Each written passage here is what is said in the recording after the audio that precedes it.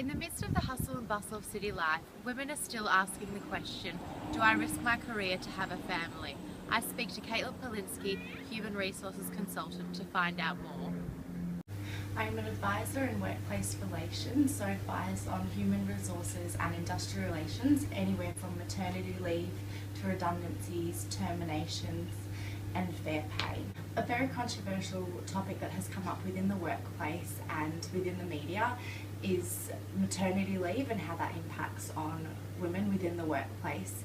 Recently, the Human Rights Commissioner has come out with statistics that they've been doing for the past year and gathering all that information. The statistics that have come out is that 83% of females that have advised their employers that they are pregnant, that they've gone on maternity leave or come back from maternity leave, are being discriminated against. Out of that 83%, 1 in 5 women are either made redundant, their positions are restructured, or they are forced out of the company when they do return. When I advise on maternity leave, I get questions through to my employee didn't tell me that I was pregnant, or through to redundancy. Last week I was advising on to a company wanting to make 2 employees redundant that were currently on maternity leave.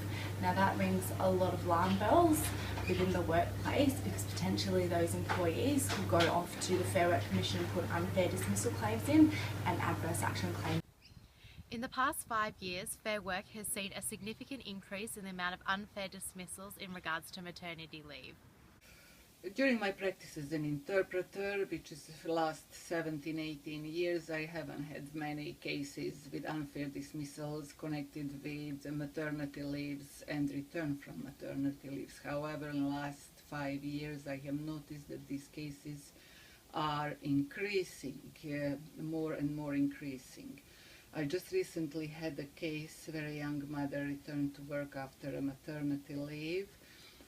However, the employer did not provide her with the same position she held before she left onto the maternity leave. Also, her hours have been gradually reduced to a bare minimum, so she couldn't even meet the minimum wage. First-time mother Carly Wilson fears employment stability and financial stability when returning to a pharmaceutical company in 3 months. When I first told work that I was pregnant, they weren't really supportive, and they weren't supportive the whole way through until I went on my maternity leave, so it made it really hard working.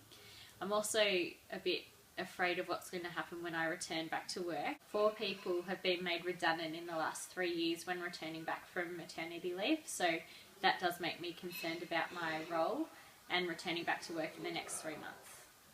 I have approached the company, as mentioned by Ms. Polinsky, in regards to the 2 unfair dismissal cases. However, the company has refused to comment.